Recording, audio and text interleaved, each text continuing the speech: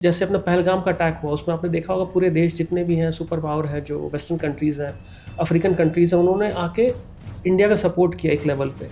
वो इसलिए रीज़न रहता है कि इकोनॉमिक रीज़न उसका बहुत बड़ा रहता है। वो कि नहीं चाहते हैं कि जो वैश्विक अभी स्थिति बनी हुई है, पहले से ही बहुत डैमेज्ड है, बहुत एक तरीके से आप कहिए तो हिली हुई है, जिसको हम लोग अपनी लोकल भाषा में बोलते हैं। इसे किस तरह से हम समझें? ये क्या फ़ायदे का सौदा है या नुकसान का सौदा है? इसमें क्या मतलब भारत का रोल जो है अमेरिका से नज़दीकी बढ़ाने से क्या रूस और अन्य देशों के साथ रणनीतिक और डिप्लोमेटिक रिलेशन ख़राब नहीं होंगे? दूसरी बात, क्या ट्रेड डील से भारत की कृषि, जिसकी सबसे ज़्यादा चिंता जताई जा रही है, और अर्थव्यवस्था को किस तरह का नुकसान पहुँच सकता है? देखिए, अभी डिटेल्स तो ना अमेरिका ने शेयर किया, ना गवर्नमेंट ऑफ इंडिया ने शेयर किया है। जो ट्रेड डिटेल्स क्या है, फाइनल डिटेल्स जो बोलते हैं, कितना किस पे परसेंट रखा है, वहाँ पर जाके उन्होंने फिर इंटरनेशनल पब्लिकेशंस के लिए लिखना स्टार्ट किया गवर्नमेंट ऑफ इंडिया के अगेंस्ट, पॉलिसी के अगेंस्ट, जो कि गलत। मैं ये नहीं कहूँगा आप क्रिटिसाइज़ मत कीजिए, आप क्रिटिसाइज़ करिए, बिल्कुल काम, हम लोग भी क्रिटिसाइज़ करते हैं, वो अलग चीज़ है। और जिस पॉलिसी पे आप क्रिटिसाइज़ कर रहे हैं, आपका ग्राउंड नहीं है, बट आप एक नैरेटिव चला रहे हैं। और क्योंकि इंटरनेशनल पब्लिकेशन में एक इंडियन स्टूडेंट उस कम्युनिटी से आ रहा है, वो उसी कम्युनिटी को लेके गवर्नमेंट ऑफ इंडिया को क्रिटिसाइज़ कर रहा है, तो उसका इम्पैक्ट ज़्यादा पड़ता है। लोग बोलते हैं कि यार ये पेड मीडिया नहीं हो सकता, ये इन्फ्लुएंस मीडिया नहीं हो सकता, ये तो वहाँ का आदमी है, वो खुद बता रहा है। तो ऐसा चलता रहता है, होता है, काफ़ी चल रहा है। अब मैं उस मानूंगा फिर भी एक लेवल पे काफ़ी कंट्रोल हुआ है, क्योंकि रिकॉग्नाइज़ किया गवर्नमेंट ऑफ इंडिया ने इसको। ऑफिस है GHQ जिसको बोलते हैं, वहाँ पे एक स्पेसिफिक स्पेशलाइज्ड खालिस्तानी डेस्क ही है, इसके जो मेजर लीड करते हैं उसको, और मेजर रैंक के ऑफिसर उसको चलाते हैं। उनका काम ही यही है कि इस पर फोकस करते रहना, उनको अलग से फंडिंग मिलती है, सब चीज़ करती है, वो तो चल ही रहा है उस पर। और आपको शायद मतलब ताजुब होगा जान के कि मेरे पास एक लिस्ट थी, अब कितनी ऑथेंटिक थी, गवर्नमेंट ऑफ इंडिया की किसी सोर्स ने बताई थी कि एटलीस्ट 70 या 75 Pakistani military retired officers Canada में रहते हैं, रिटायर होके, और आलिशान घर वर है उनका वहाँ पे। उसको आप उस कंटेक्स्ट में देखिए कि आप वहाँ रावलपिंडी से तो चला ही रहे हैं खालिस्तान, एक अपना जो अपना नेटवर्क है, आपने यहाँ से वहाँ पर जाके सेटअप भी करवा दिया अपने लोग को, रिटायर्ड लोग। अब रिटायर आर्मी पर्सनल एक्टिव रहता है, वो रिटायर हो भी जाए ना, वो एक्टिव रहता है, वो कम्युनिटी में अपना वहाँ रखा है उसने, वहाँ पे संभाल रहा था सेटअप। ये सब चीज़ें बाहर आई थी, किस पे एक्शन हुआ? किसी पे एक्शन हुआ? फेलियर तो था ही, इंटेलिजेंस फेलियर था। इंटेलिजेंस का काम ही क्या है? यही तो काम है ना। आप हो जाए तब आप बता रहे हो कि हमने 10 लोग को अरेस्ट किया, वो तो ठीक है, वो तो कोई भी अरेस्ट कर लेता। आप पहले बताते ना कि ये करने वाले थे, ये हमें मिला है, उसके पहले। वो नहीं हो रहा है यहाँ पे। एंड मैं बार बार कहता रहा हूँ कि इस पर होना चाहिए। पहलगाम वाले में भी इशू हुआ ये, पहलगाम में इनको पता ही नहीं था कि ऐसा हो रहा है, कैसे नहीं पता था, जबकि वो इतने टाइम से आके रह रहे थे वो टेररिस्ट जो थे।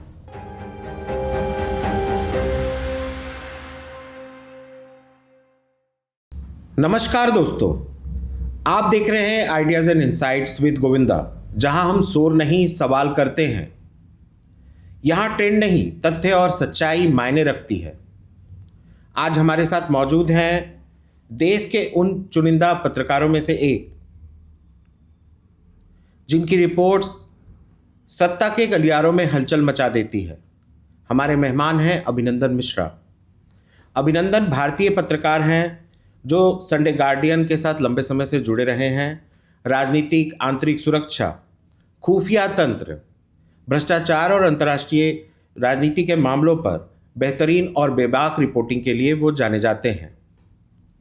उन्होंने PTI, UNI, the new Indian express जैसे बड़े मीडिया संस्थानों के साथ काम किया है। दिल्ली के पावर कॉरिडोर को बहुत करीब से कवर किया है। उन्होंने कुछ ऐसी रिपोर्ट्स भी की है जिन पर संसद से लेकर पाकिस्तान तक में हंगामा मचा रहा। आज हम उनसे बात करेंगे दुनिया की ताकत से लेकर राजनीति तक, भारत की आंतरिक चुनौतियों और पत्रकारिता से लेकर आज़ादी, सिनेमा और नैरेटिव से जुड़े वॉर पर। अभिनंदन जी, आइडियाज़ और इनसाइट्स विद गोविंदा में आपका हार्दिक स्वागत है। बहुत धन्यवाद गोविंद जी, आपने मुझे बुलाया, बहुत धन्यवाद। अभिनंदन जी, साल 2026 की शुरुआत ही बहुत बड़े धमाके के साथ हुई है। अमेरिका ने वेनेजुएला पे कब्जा कर लिया, या एक तरह से उसके राष्ट्रपति को अपने कब्जे में लेकर एक बहुत बड़ा पॉलिटिकल मैसेज पूरी दुनिया को देना चाहा। तो इसे आप किस तरह से देखते हैं? देखिए, ये जो इंसिडेंट हुआ है, US की स्पेशल टीम गई प्रेसिडेंट को उनके ही घर से उठा के ले आए लोग। गलत तो हुआ ही है वो। उसके बाद आपने देखा होगा बाकी जो कंट्रीज़ हैं यूएन की, उन्होंने यूएन में इसके अगेंस्ट में रेजोल्यूशन भी पास किया, इसके अगेंस्ट में काफ़ी स्ट्रॉन्ग वर्ड्स में इसको कंडेम किया। इंडिया ने भी कंडेम किया उसको। तो ये सही बात तो किसी भी तरीके से नहीं इसको जस्टिफाई की जा सकती है। यूएस के इंटरनल वॉइसेस भी, बाकी पॉलिटिकल अपोजिशन पार्टीज़ थी, उन्होंने भी इसको बहुत क्रिटिसाइज़ किया है।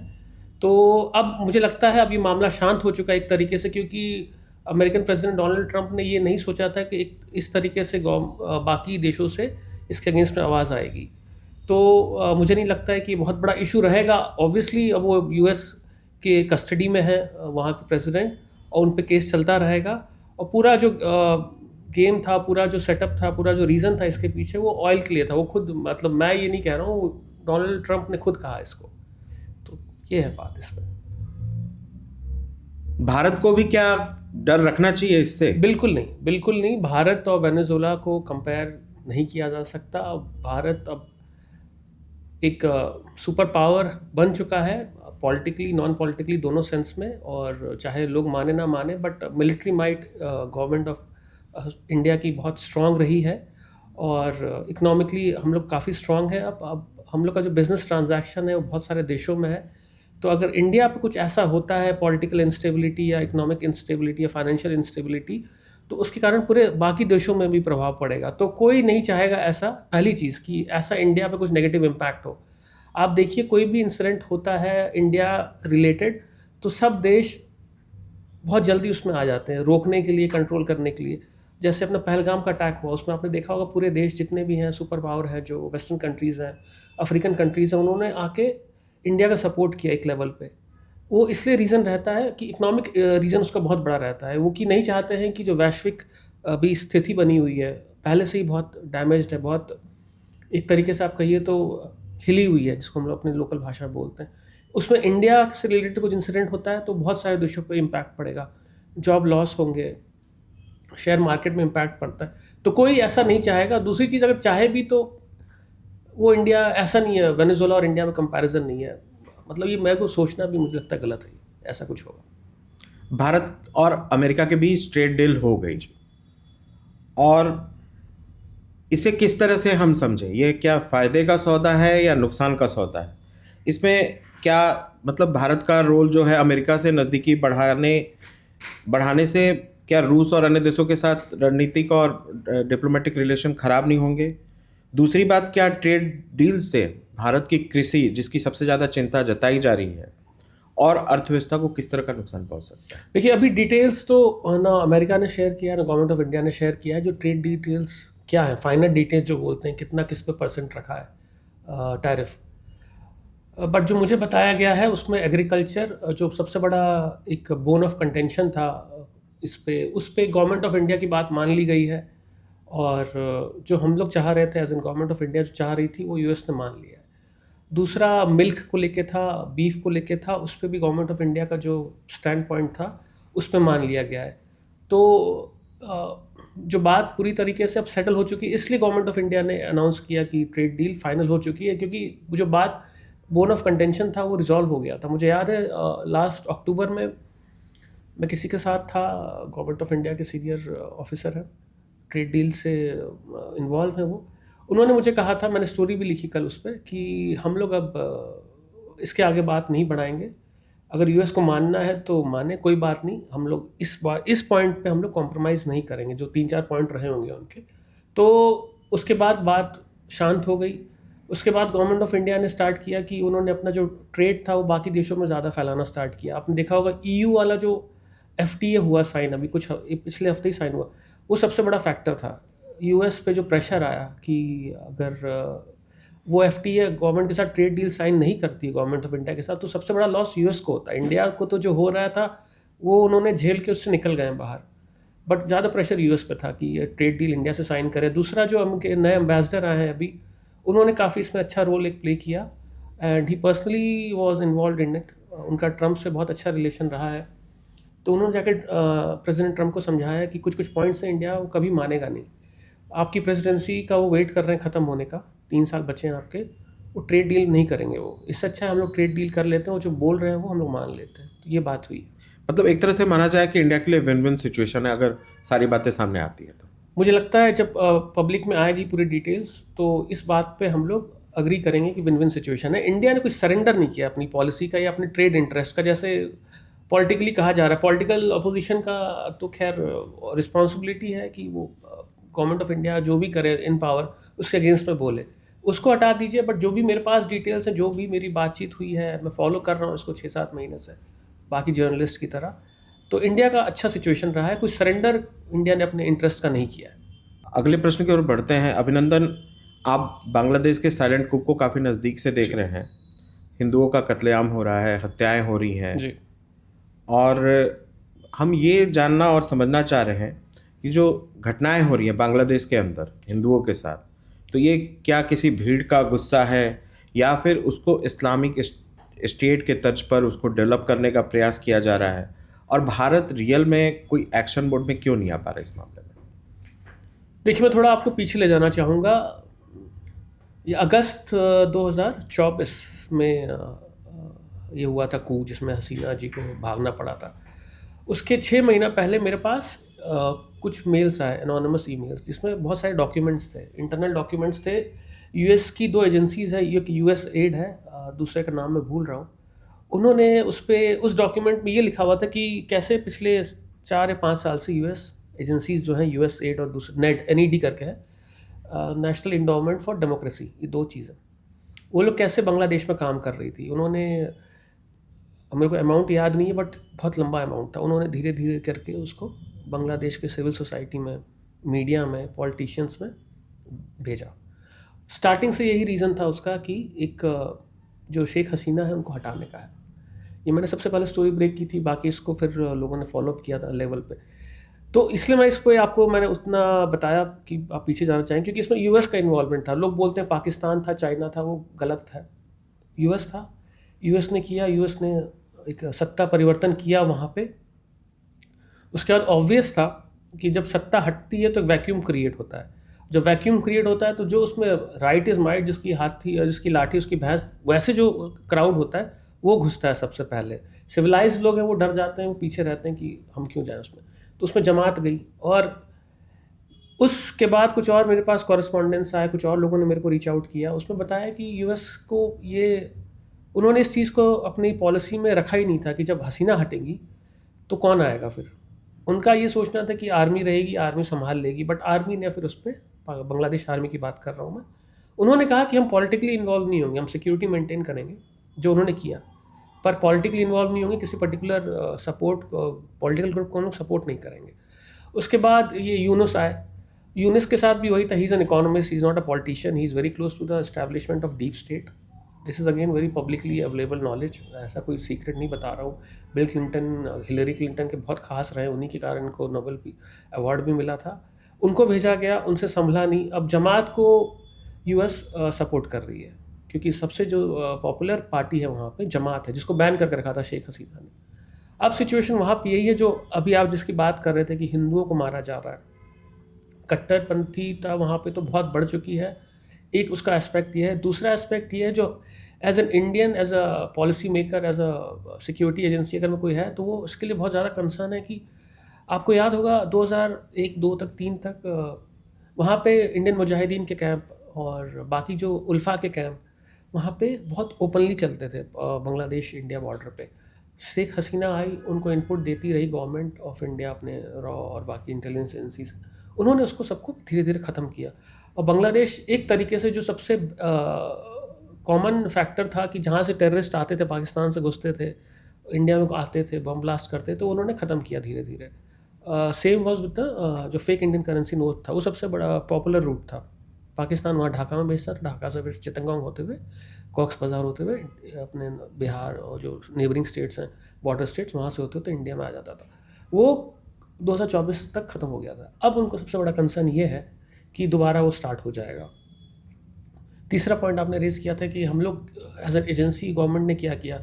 मैं इसकी विफलता मानूंगा कि government of India at both the diplomatic level और strategic level, government of India ने एंटिसिपेट नहीं किया कि शेख हसीना को ऐसी सिचुएशन देखनी पड़ेगी, ऐसा हटाया जाएगा। क्योंकि आप बोलेंगे कि वो ढाका में हो रहा था, बांग्लादेश में हो रहा था, हम लोग क्या कर सकते हैं? ऐसा नहीं होता। एजेंसीज जो हैं उनको पैसा जो दिया जाता है, जो उनकी सैलरी मिलती है, वहाँ पे हम लोग के सबके एसेट्स होते हैं। इंडिया में भी अमेरिकन सब कंट्री के एसेट्स हैं। उनका काम वही रहता है कि अनुमान लगाना कि ये हो रहा है, इसके बाद ये होगा। और अनुमान इससे लगाया जाता है, उसके बाद रिपोर्ट जाती है कि जो कंट्री है वो अपना पॉलिसी कैसे चेंज करे। अगर इंडिया को पता रहता, अगर इंडियन एजेंसीज ने बताया रहता उनको, जो फॉरेन मिनिस्ट्री उसने बताया रहता कि ऐसा ऐसा हो रहा है, हमें अनुमान है कि अगस्त में शेख हसीना को हटा दिया जाएगा उनके अगेंस्ट में, जो भी रीज़न है। क्योंकि जैसे मैंने बताया, जो यूएस एजेंसीज थी वो 5-6 साल से काम कर रही थी। अचानक से वो नहीं हुआ है, क्योंकि कुछ लोग सड़क पे आए, जो दिखाया गया जनरेशन जी, वो सब नहीं था। वो अलग कहानी है। वो तो बिल्कुल एक पहले से सेट था कहानी कि हटाया जाएगा, उसके बाद ये कहानी बताई जाएगी कि एक्सेप्टेबिलिटी तो आए जनता में, समाज में एक्सेप्टेबिलिटी तो आए कि जनता ने हटाया उनको, बाहर लोगों ने नहीं हटाया किसी ने। तो इसमें ये मानूंगा बहुत बड़ा फेलियर था। मैंने पूछा भी लोगों से, उसमें माना उन लोगों ने कि एंटिसिपेट कर लेना चाहिए था एजेंसीज़ को कि ऐसा होने वाला है, और जो नहीं कर पाए उसका खामियाजा हम लोग भुगत रहे हैं। अगर आप पहले से पता होता 6 महीने पहले, 1 साल पहले से कि ऐसा सिचुएशन चल रहा है, शेख हसीना को हटाने के लिए यूएस है, जो भी एजेंसी से काम कर रही है, तो या तो आप उसमें, अगर मैं होता तो 2 चीज़ करता उसमें। या तो मैं उनको आगाह करता और उनको अपना तरीका बताता कि इसको आप कैसे हैंडल कर सकती है, या दूसरी चीज़ मैं करता कि जो दूसरी power alternate to Sheikh Hasina, मैं उनके साथ हो जाता। मुझे अपना इंटरेस्ट देखना है। ठीक है, मेरी दोस्ती अच्छी है, मेरा रिलेशनशिप अच्छा है शेख हसीना से, वो अलग चीज़ है। जैसे हमने दिखाया, जब उनको भागना पड़ा, हम पे प्रेशर था कि उनको नहीं लेना है। ये शायद बहुत कम लोग को पता है। उसमें इंडिया में बहुत ज़्यादा प्रेशर था कि शेख हसीना को आप अपने साथ, अपने यहाँ पनाह मत दीजिए, बट गवर्नमेंट ऑफ इंडिया ने दिया, और अभी तक दिया हुआ है। अभी भी बहुत प्रेशर है कि उनको आप वापस भेजिए कहीं पर, आप इंडिया से निकालिए। पर वो नहीं कर पाई गवर्नमेंट ऑफ इंडिया उस समय। ना उन्होंने अल्टरनेट पावर को अपने लिए संभाला, ना उनको शेख हसीना को उस लेवल पर बताया। तो खामियाजा तो हम लोग भुगत ही रहे उस चीज़ का। अकाउंटेबिलिटी उस पर मुझे नहीं लगता फिक्स हुई है, फिक्स होनी चाहिए थी। क्या था शेख हसीना, कैसे भारत पहुंची, क्या किस तरह से फ्रेम किया भारत सरकार ने? कुछ है आपके पास इससे रिलेटेड? नहीं, जिस दिन उनको हटना था, वो डेट मुझे याद नहीं आ रहा, अगस्त मिड या 20 की बात होगी। उसके जिस दिन उनकी फ़्लाइट उड़ी है, उसके 18 घंटे पहले उन्होंने 18-15 घंटे पहले उन्होंने रीच आउट किया था भारत सरकार? हाँ, कि ऐसा हो रहा है। और क्योंकि आर्मी ने सपोर्ट करने से मना कर दिया था, जैसे मैंने आपको बताया। आर्मी ने कहा कि हम सिक्योरिटी संभालेंगे, but we are not going to stand by with you और अगेंस्ट यू। तो उनको एक अंदेशा मिल गया, क्योंकि बांग्लादेश का इतिहास रहा है कि वहाँ पे मार दिया जाता है लोगों को, लिंच हो जाता है वहाँ पे। आप पुराने आप देखिएगा, जो पावर में लोग रहे उनको मार दिया गया है। उनको सबसे बड़ा डर यही था कि घुस जाएंगे उनके पैलेस में, जो कि घुसे बाद में, जो उनके हाउस है वो प्रेसिडेंट्स हाउस, उसमें घुसे लोग। फिर गवर्नमेंट ने, उन्होंने मांगा। और ये सब चीज़ बहुत कॉम्प्लिकेटेड होती है, क्योंकि आपको ना बहुत सारी चीज़ सोचनी पड़ती है। इट्स नॉट सिंपली कि आप शेख हसीना को अंदर आने दे रहे हैं कि नहीं दे रहे हैं। आपको ये सोचना है फिर कि उसमें चाइना का क्या एंगल है, अमेरिका का क्या एंगल है, पाकिस्तान का क्या एंगल है। हम ये करेंगे तो हमसे जो ट्रेड है हमारा बांग्लादेश से, ओपन बॉर्डर, उसका क्या इम्पैक्ट होगा। बहुत सारी चीज़ें होती हैं। उस पर उन्होंने सोच विचार करके अल्टीमेटली ये क्लियर था कि आने दो तो दिया जाएगा, बट फिर भी थोड़ा सा टाइम लिया उन्होंने, जो कि जायज़ था। उसके बाद उनको आने दिया गया, और गवर्नमेंट ऑफ इंडिया का फाइटर जेट गए थे उनको एस्कॉर्ट करने बॉर्डर से, एक मैसेज देने के लिए कि पानी ऐसा होता कि बांग्लादेश की मिलिट्री को अगर लगता कि इनको रोका जाए, मिड एयर में कुछ किया जाए, तो वो रोकने के लिए। तो इसलिए अब हैं, आराम से महफूज हैं। सेंट्रल दिल्ली में घर मिला हुआ है उनको, आराम से है अपना वो। अच्छा, एक चीज़ हम ये समझना चाहेंगे कि बांग्लादेश और इस्लामाबाद के बीच अगर फ़्लाइट शुरू हुई है, तो वहाँ की तो लीडरशिप भारत को भी कोई मैसेज देना चाहती होगी, इस फ्लाइट सेवा या बस सेवा या पासपोर्ट में लिबरेशन, और भारतीय लोगों का बांग्लादेशी वीज़ा नहीं मिलना, या व्यापार पे रोक। तो क्या मतलब, क्या अभी लीडरशिप क्या चाहती है बांग्लादेश की? अभी बांग्लादेश की लीडरशिप बहुत ओपन है, वो छुपा नहीं रही है, बहुत पब्लिक है कि वो अपना रिश्ते पाकिस्तान से बढ़ाना चाह रही है। बहुत सारी चीज़ें ऐसी हुई हैं जो पहली बार हुई हैं बांग्लादेश पाकिस्तान में। जैसे इनका नेवल एंगेजमेंट पहली बार हुआ है 25-30 साल में, और सिविलियन एयरक्राफ्ट जो है उनके, वो पहली बार स्टार्ट हुए हैं। मैं वाटरवेज की बात कर रहा हूँ मैं। और पाकिस्तान और बांग्लादेश अब फाइटर एयरक्राफ्ट को लेके बात कर रहे हैं। तो ये बहुत ओपनली पब्लिकली काम कर रहे हैं, इसमें वो कुछ नहीं है कि छुपा के काम कर रहे हैं। दूसरा, इंटेलिजेंस पे लोग मिलके काम कर रहे हैं। तो बहुत क्लियर है कि गवर्नमेंट अभी जो सेटअप है, यूनुस का सेटअप है वहाँ पे बांग्लादेश में, वो प्रो पाकिस्तान एंटी इंडिया है। और वो ना ये छुपा रहा है, ना गवर्नमेंट ऑफ इंडिया छुपा रही है कि हमें नहीं पता है, क्लियरली चल रहा है सब चीज़ों पर। इसलिए तो गवर्नमेंट ऑफ इंडिया ने अभी कुछ ट्रेड रिस्ट्रिक्शंस भी लगाए उन पर। तो ये चलता रहेगा। अभी चुनाव है इनका अभी कुछ टाइम में, अब देखिए उसमें क्या होता है। जमात आती है तो ये सिचुएशन लंबी चलेगी। कुछ और सिस्टम आता है कि कोई और पॉलिटिकल पार्टी आती है, जैसे खालिदा जिया के बेटे गए हैं, जो मुझे इन्फॉर्मेशन है कि उनको सपोर्ट है गवर्नमेंट ऑफ इंडिया का, बट उनको जनता का कितना सपोर्ट है वहाँ पे वो तो टाइम बताएगा। बांग्लादेश में पहले हिंदू 30% थे और अभी 10% से भी कम हो गए वो। और ऐसा कैसे हुआ? जमात जैसे संगठन के प्रभाव की वजह से हुआ, या फिर जानबूझ के हिंदुओं को डराकर मारकर वहाँ से भगा दिया गया? और इस तरह के मामलों में भारत के मानवाधिकार की बहुत बात होती है तो न्यूयॉर्क तक में हंगामा होता है, लेकिन इस तरह के मामले में अंतर्राष्ट्रीय संगठन क्यों चुप्पी साध लेते हैं? या जो बड़े जो पश्चिमी देश जो मानवाधिकार की सबसे बड़ी वकालत करते नजर आते हैं? देखिए, इसका 2 क्वेश्चन पूछा है। उसका आपने पहले पूछा कि पॉपुलेशन कम क्यों हुआ हिंदू, पॉपुलेशन कम क्यों? डर से भागे। ऑब्वियसली धर्म परिवर्तन हुआ है वहाँ पे, काफ़ी लेवल पे हुआ है। दूसरा, जो हिंदू थे वहाँ पे उनको सपोर्ट नहीं मिला जैसा वो सपोर्ट चाह रहे थे, इकोनॉमिक, पॉलिटिकल, सोशल, तो काफ़ी लोग उसमें इंडिया वापस आ गए। 2 मेन सबसे बड़ा रीज़न ये रहा है। अब जब धर्म परिवर्तन हो जाता है, एक जनरेशन आपकी मुस्लिम बन गई तो सेकंड जनरेशन तो आपका जो होंगे वो हिंदू तो रहेंगे नहीं तो मुस्लिम ही रहेंगे, तो आपका हिंदू अब नंबर कम होता ही जाएगा। और ये होता जा रहा है। और ये जो इशू अब उठ रहा है ये अभी मीडिया में उठ रहा है, बट है ये पता है लोगों को। दूसरा, आप कह रहे हैं कि ये इशू इंटरनेशनल लेवल पे क्यों नहीं उठाया जाता, बाकी जो संगठन है, बाकी जो कंट्रीज़ हैं क्यों नहीं बोलती, इंडिया में होता है कुछ तो बहुत बड़ी उसकी बात होती है। उसका सिंपल रीज़न वही है कि यूएस गवर्नमेंट का जो सपोर्ट रहा है बांग्लादेश के लिए हमेशा से रहा है। उसको एक बफर की तरह देखती है वो, चाइना के अगेंस्ट में उसको यूज़ करने के लिए, इंडिया के अगेंस्ट में यूज़ करने के लिए। नहीं तो आपने वहाँ पे सत्ता परिवर्तन करवाया, आपने क्यों करवाया? कोई सवाल पूछ लें उनसे जाके। वो डिनाई तो अब करते भी नहीं है कि हमने सत्ता परिवर्तन करवाया। अभी उनसे 10 दिन पहले उनकी रिकॉर्डिंग आई है लीक होके, किसी यूएस के न्यूज़पेपर ने ही उसको डाला है पब्लिक डोमेन में, जो अपना आर्टिकल किया है कि वहाँ के जो डिप्लोमेट हो बात कर रहे हैं कि हमने इनको तो हटा दिया, अब हम जमात को ही सपोर्ट करेंगे क्योंकि बीएनपी पावर में नहीं है। तो वो तो कोई अब बात आउट ऑफ क्वेश्चन हो गई है कि यूएस उसमें क्या रोल रहा था। तो वो बफर करती है कि इंडिया के अगेंस्ट में यूज़ करने के लिए। पाकिस्तान का भी वही रोल रहता है। बेसिकली इंडिया को आप कंट्रोल करने के लिए जो बाकी सुपर ग्लोबल पावर्स हैं वो बांग्लादेश को यूज़ करती हैं, नेपाल को यूज़ करती हैं। तो ये रीज़न रहता है और हमेशा से रहा है। ये नई चीज़ नहीं हो रही है।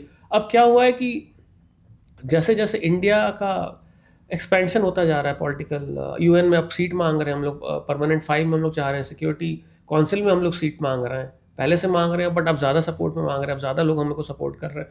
तो ये सब चीज़ें, अगर आपको सुपर पावर एक ही है, यूएस है, उसके नीचे सेकंड चाइना है, तो 2 सुपर पावर में दोनों को लगता है कि अगर तीसरा आदमी आ जाएगा, उस लेवल पे पहुंच जाएगा, तो दिक्कत अल्टीमेटली हम लोग को ही होगी।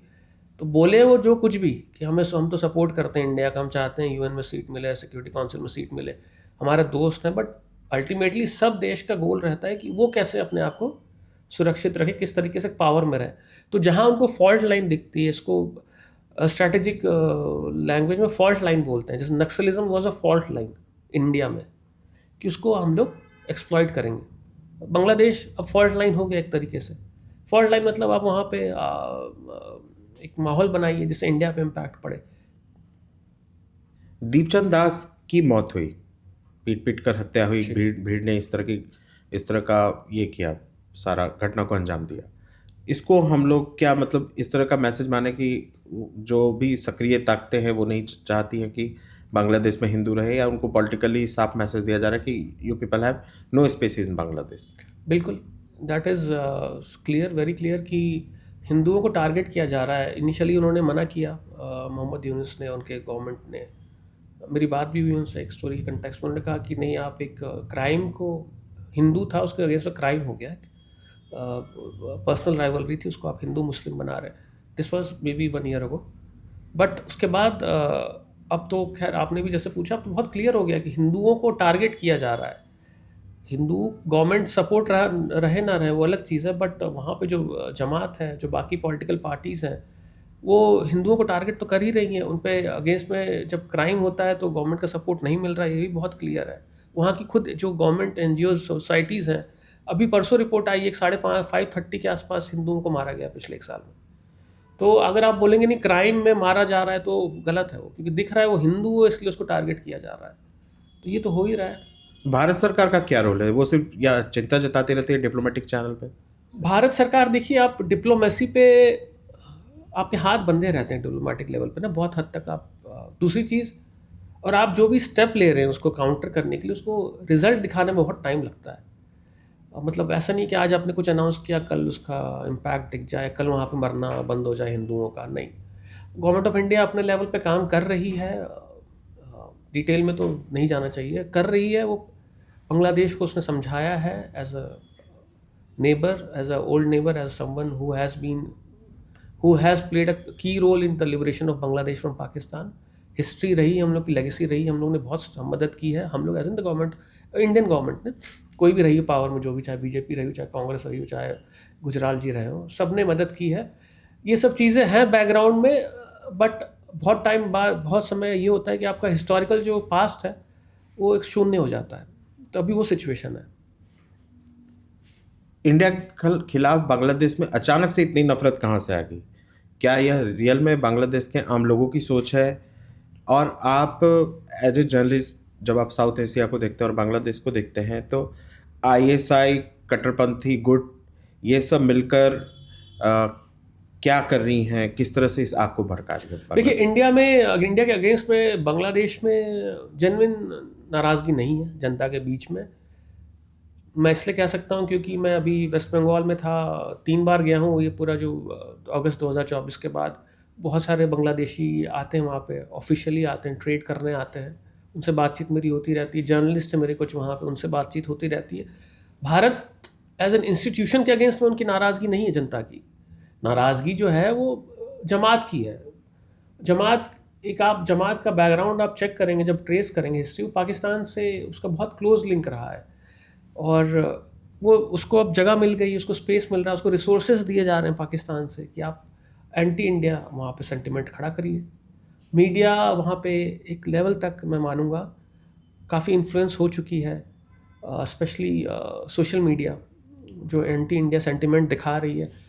तो ये चल रहा है और एक बहुत सुनियोजित तरीके से चल रहा है, और ये चल देगा अभी, जैसे मैंने कहा आपसे।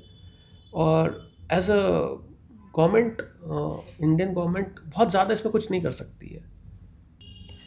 अगले प्रश्न की ओर आते हैं। दुनिया भर में एप्स्टीन फाइल्स से हड़कंप मचा हुआ है। आपने पावर कॉरिडोर को बहुत पास से कवर किया है, देखा है। क्या दिल्ली के लुटियंस जोन में भी इस तरह का कोई सीक्रेट सिंडिकेट चल रहा है जिसका खुलासा होने पर भारत की राजनीति इधर से उधर हो जाए? देखिए, पर्सनल लेवल पे इंस्टेंसेस पता है मेरे को कि हमारे जो हैं पॉलिटिकल एंटिटीज़, उनका रहता है, रहा है। मैं ये नहीं कहूँगा कि सिस्टमैटिक है या कोई एक बहुत बड़ा नेटवर्क है एप्स्टीन जैसा कि उसने सब एमपीज़ हैं या उनको अपने सिस्टम में रखा है, गिरफ्त में रखा है, ऐसा नहीं है। इंडिविजुअल एमपीज़ का है, इंडिविजुअल रहा है। इनफैक्ट 2014 में जब सरकार बनी थी तो भोपाल से एमपी थे, पहली बार जीते थे आलोक संजर, बहुत सज्जन आदमी, भोपाल में रहते हैं। 19 में उनको एक ही टर्म मिले, वो मतलब जीते, फिर उसके बाद टिकट नहीं मिला। तो फिर जब जो भोपाल आए, वो दिल्ली आए शपथ लेने, उनके पास फ़ोन आया किसी ब्रोकर का, या आप जो भी आप मान लीजिए उसको, दिल्ली का। तो उन्होंने उनको पूरा ऑफ़र दिया हर चीज़ का कि ऐसा ऐसा है कि आपको हम सब चीज़ प्रोवाइड करेंगे। तो इन्होंने बिल्कुल ऑब्वियसली घबरा गए वो, तो ये सब क्या है, क्योंकि मेरी बात हुई थी उनसे, उन्होंने आके मुझे बताया, तो मैंने स्टोरी भी की थी उस पर। तो होता है, ये होता है। और जो इनफैक्ट ये आप ऐसा सोचिए कि जो भी पावर में है पोजीशन पे, उसको ये सब प्रलोभन दिया ही जाता है इन्फ्लुएंस करने के लिए, और ये अभी से नहीं, वो तो आदिकाल से हो रहा है। कुछ ऐसी घटनाएं जो इसके अलावा भी, जिसको आपने नज़दीक से और कवर किया हो और जिसको दबा दिया गया पूरी तरह? देखिए, दबा दिया गया हो, वो तो दबी गई फिर जब दबा दिया गया हो, तो उस पर क्या ही बात करना। और जैसे मैंने कहा, घटना होती रहती है, इंडिविजुअल लेवल पे होती रहती है, ब्यूरोक्रेट्स भी उसमें हैं। एक मैं ना ईयर बताऊंगा ना बैच बताऊंगा, मैं झारखंड की घटना बता सकता हूँ कि वो इलेक्शन ऑब्जर्वर बन के गए थे, वो आईएएस ऑफिसर है, अब तो सीनियर हो गए हैं काफ़ी।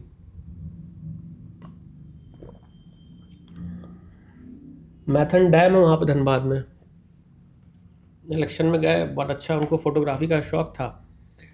तो उन्होंने जो उनके लियाजन ऑफिसर थे, वो सब डिस्ट्रिक्ट मजिस्ट्रेट होते हैं, एसडीएम होते हैं, इस लेवल के लोग होते हैं, उनको बोला कि मुझे मैथन डैम में जाके फ़ोटोग्राफी करनी है। तो गए, उन्होंने फ़ोटोग्राफी की, ये उस समय की बात है, खैर छोड़िए कब की बात। तो फिर उन्होंने फ़ोटोग्राफी की, फिर उन्होंने कहा कि एक पर्टिकुलर ब्रांड का उन्होंने विस्की बोला कि मुझे वही विस्की चाहिए। तो चलिए विस्की भी कर दिया। फिर उन्होंने कहा कि मुझे दूसरे भी शौक़ है, मुझे वो भी चाहिए, करवाइए। तभी मैं फिर आपका यहाँ का इलेक्शन अच्छे से हो गया, वो रिपोर्ट साइन करूँगा। तो वहाँ का जो डिस्ट्रिक्ट मैजिस्ट्रेट थे उस एरिया, उस स्टेट के, वो गए, फिर उन्होंने एक रिटन कंप्लेंट इलेक्शन कमिश्नर को डाल दी कि ये है, ऐसा ऐसी बात है, उनका ये डिमांड आ रहा है, एक डिमांड ये था हमने फुलफ़िल कर दिया, ये डिमांड है ये हम फुलफ़िल नहीं कर पाएंगे। तो उनको परमानेंटली बैन कर दिया गया। फिर जो पर्टिकुलर आईएएस ऑफिसर जो डिमांड कर रहे थे, उनको कभी उनके पास इलेक्शन ड्यूटी नहीं मिली उसके बाद से। नहीं। तो ये होता है। दूसरा, बहुत जैसे मैंने कहा, बहुत सारे इंसिडेंट की पावर में रहता है, स्पेशली आप रिमोट एरिया में जितना आप जाएंगे, थोड़ा छत्तीसगढ़ में आप चले जाइए, इंस्टेंसेस रहे, वहाँ के लोकल पत्रकारों से बात करिए, बताएंगे, आपको नाम लेके बताएंगे आईपीएस ऑफिसर का कि होता था क्या सिस्टम था वहाँ पे, ये सब होता है। अब कम हो गया है क्योंकि एक तो सोशल मीडिया है, दूसरा सबके पास स्मार्टफोन रहता है, कम हो गया है, बट है, चलता रहता है ये सब। अगले प्रश्न की ओर आते हैं। आपने ऑगस्टा वेस्टलैंड घोटाले पर बरसों रिपोर्टिंग की। द फैमिली का नाम फाइलों में आता रहा, लेकिन कभी उन पर आंच नहीं पहुंची। क्या सिस्टम इतना मजबूर है कि वो बड़े लोगों को छूने से डरता है, और क्या इस मामले में फाइलों की सौदेबाजी हो गई? देखिए, क्रिस्टियन मिशेल हैं जो जेल में बंद हैं तिहाड़ में, जो उनके मेन ब्रोकर थे। आज तक उनका एक ही इंटरव्यू आया है जयराम मीजन का, जो मैंने ही किया इंटरव्यू। मैंने उनसे पूछा था ये चीज़, तो अब वो समझदार थे, उनके वकील भी समझदार थे, उन्होंने किसी पॉलिटिकल एंटिटी का नाम नहीं लिया। डॉक्यूमेंट जो है उसमें नाम है, इनिशियल्स हैं, जिससे आप समझ सकते हैं कि कोई भी समझ सकता है जो थोड़ा पॉलिटिक्स फॉलो करता है कि किसकी तरफ इशारा है। इनिशियल है, जैसे एक इनिशियल, उसमें उस इनिशियल में 3 लेटर है, मैं आपको एक ही बता दूंगा, पी है उसमें, तो बाकी आप जोड़ लेंगे तो समझ जाएंगे कि किसकी तरफ, उसमें एक पर्टिकुलर अमाउंट उनको गया था। और उसके बाद आर्मी चीफ, उसके जो पर्टिकुलर कुछ एयरफोर्स में कुछ ऑफिसर थे, उनको गया था। तो अब मेरे को उसमें ताज्जुब तो होता ही है, क्योंकि ये 2014 के पहले का सब प्रकरण है। ये उसमें मैंने बहुत क्लोजली फॉलो किया, जैसे आपने बताया, इंटरनल डॉक्यूमेंट्स उस समय मिले, दिखाए गए मुझे काफ़ी, कि कैसे एक एयरक्राफ्ट, एक हेलीकॉप्टर था जो इनिशियल टेंडर निकला उसका, कि उसकी जो छत है वो 35 फीट होनी चाहिए। मैं आप एक नंबर बता रहा हूँ, 35 थी या 38, मुझे एग्जैक्ट याद नहीं है। फिर इस कंपनी ने, बंद हो गई ये कंपनी, अब नई नाम से आई है, उस कंपनी का देखा गया कि इसका तो 32 ही है, तो टेंडर चेंज किया गया फिर, कि उसी हेलीकॉप्टर को कंसिडर किया जाएगा एसपीजी के लिए जिसकी छत 32 से ऊपर ना हो। तो 32 से जब ऊपर नहीं कर देंगे तो आप तो 38-40 वाले तो हट ही गए। मतलब बेसिकली उन्होंने करते करते एक पर्टिकुलर अगस्ता वेस्टलैंड हेलीकॉप्टर पे उन्होंने टेंडर कर दिया, मिल गया उसको। उसके बाद सब पता ही है क्या हुआ है, और काफ़ी लोग उसमें इन्फ्लुएंस हुए थे, उस मीडिया के लोग भी थे जिनको बताया गया था कि आप कैसे उनको इन्फ्लुएंस किया गया, इस पर मैं नहीं बोलूँगा, बट हुआ। फिर उस स्टोरी को धीरे धीरे ख़त्म होने दिया गया। मेरे को ताज्जुब तो है कि 2014 के बाद जब सरकार चेंज हुई तो उसमें एक्शन उस लेवल पे नहीं हुआ, specially against the political entities.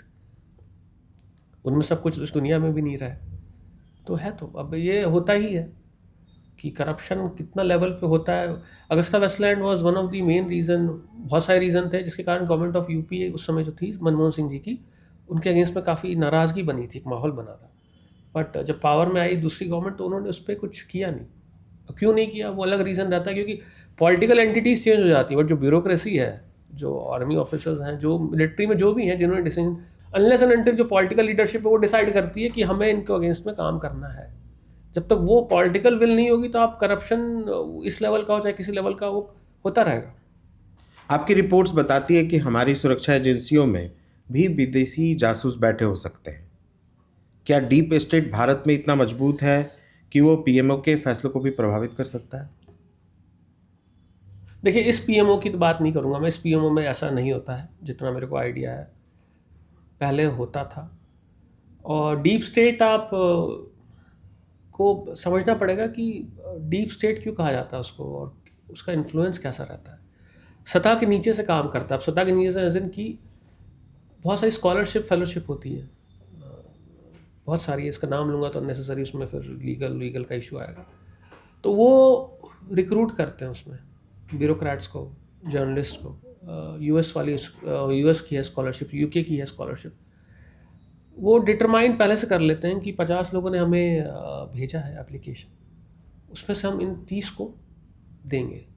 उनका एनालिसिस के बेसिस पे रहता है कि 10 साल बाद या 5 साल बाद ये आदमी अच्छी पोजीशन पे जाएगा, चाहे ब्यूरोक्रेट हो चाहे जर्नलिस्ट हो, तभी हमारी मदद करेगा। वहाँ पे जब जाता है वो आदमी, उसको इनडायरेक्टली डायरेक्टली दिखाया जाता है कि आप अगर हमारे साथ काम करेंगे फॉर आवर इंटरेस्ट तो आपको कितना लाइफ कंफर्टेबल हो जाती है। अन्य अल्टीमेटली जो बात आप बिल्कुल सतह को जब नीचे चले जाएंगे तो आपको ये समझ आएगा कि सब होती है कि लाइफ कितना कंफर्टेबल आप सामने वाले कर सकते हैं, जो ब्राइबरी दे सकते हैं या जिस तरीके से जो करते हैं। तो डीप स्टेट का एक बहुत बड़ा वो है जिसपे मैंने उस पर बहुत बार लिखा है, मैं इनफॉर्मल लेवल पे भी कहा है मैंने कि गवर्नमेंट ऑफ इंडिया को इस पर बहुत ज़रूरी है ध्यान देना कि जो स्कॉलरशिप और फेलोशिप वाला जो रूट है इन्फ्लुएंस करने का, उस पर आपको देखना पड़ेगा।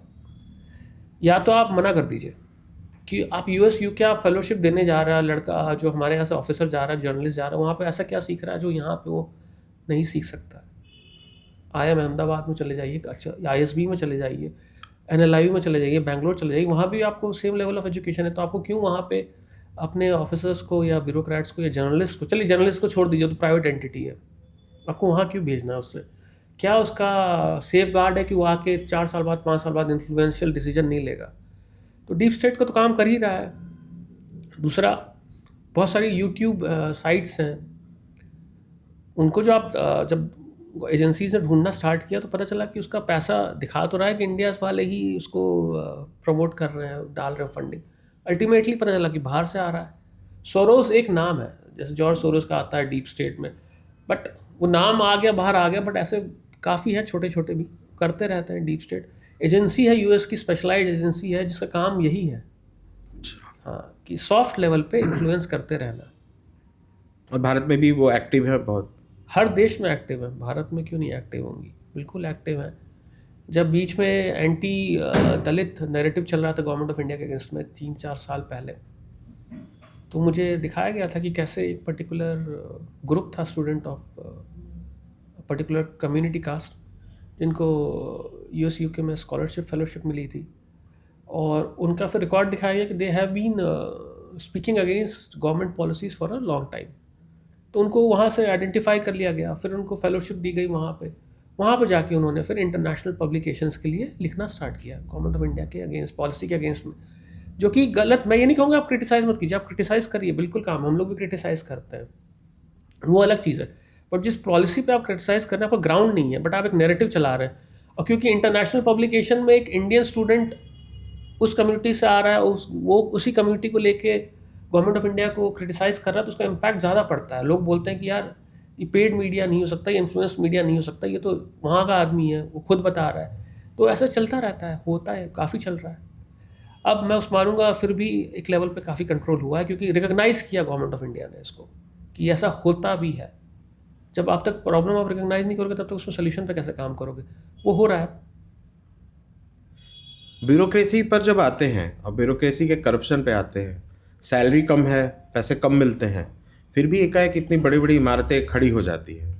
क्या मतलब एक तरह से देखा जाए तो ये छलावा नहीं है लोकतंत्र के नाम ये तो पे? देखिए कि उनका इतना कैश रखा है, वो एक ने मुझसे कहा कि कहीं पे पार्क करवा दो इसको।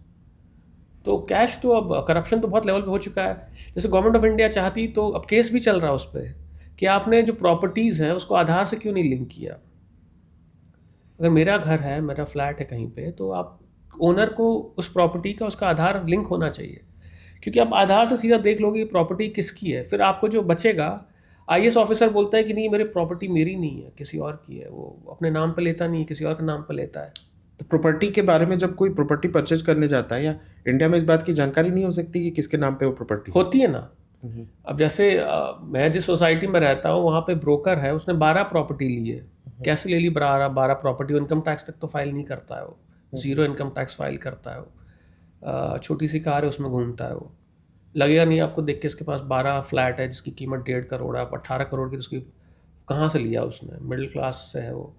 तो बताता है कि पैसा देते हैं, डीएसपी लेवल के लोग हैं, उसका उसने अभी लिया 2.5 करोड़ का। डीएसपी के पास, स्टेट पुलिस का जो डीएसपी बना उसका कहाँ से आया 2.5 करोड़ रुपया कि वो पेंट हाउस लेते हैं वो अपने सिस्टर के नाम पे ले लेंगे, या जो भी बहुत तरीके होते हैं बाईपास करने का। उसका एक ही तरीका है, आप उसको आधार से लिंक करिए। आधार से लिंक कर दिया आपने, सिस्टर से पूछिएगा, आप सिस्टर का आप इनकम देखेंगे, सिस्टर इनकम टैक्स फाइल कर रही है 4 लाख क्या एनुअल इनकम पे 5,000 रुपया, और उसके बाद उसकी प्रॉपर्टी है 2.5 करोड़ की। तो आप पूछिएगा ना कि आप तो दिखा रहे हैं आपका 4 लाख एनुअल इनकम है, बट आप 2.5 करोड़ का प्रॉपर्टी कैसे ले लिए? बैंक भी लोन नहीं देगा ना आपको 4 लाख पे 2.5 करोड़ का। तो तरीके तो थे, बट वो कंट्रोल नहीं कर पाई उसको। कनाडा का रोल खालिस्तान विवाद में जो हम देखते रहे हैं, वहाँ किस तरह की राजनीति ट्रूडो ने की, और फिलहाल की सरकार का इस मामले में किस तरह का रोल है? जस्टिन ट्रूडो जब गवर्नमेंट में थे, उनको एक पॉलिटिकल सपोर्ट चाहिए था सिख कम्युनिटी से बहुत ज़्यादा, टू स्टे इन पावर। और ये सब जो स्टार्ट हुआ खालिस्तान वाला पहले से था, बट थोड़ा पिछले 4 साल में ज़्यादा एग्रेसिव हो गया, क्योंकि वहाँ पे एक सिख कम्युनिटी के लीडर है, उनका नाम भूल रहा हूँ मैं, उन्होंने सपोर्ट किया, पॉलिटिकल सपोर्ट जस्टिन ट्रूडो की सरकार को। और वेल खालिस्तान, उनका लिंक बहुत क्लियर था। उनका जो पॉलिटिकल लीडर, उनकी पार्टी एक जगमीत सिंह, आई थिंक उनका नाम, अगर मुझे अच्छे से याद है, उनकी पॉलिटिकल पार्टी है, उनका खालिस्तानी वाला रोल बहुत क्लियर है, अभी से नहीं बहुत पहले से।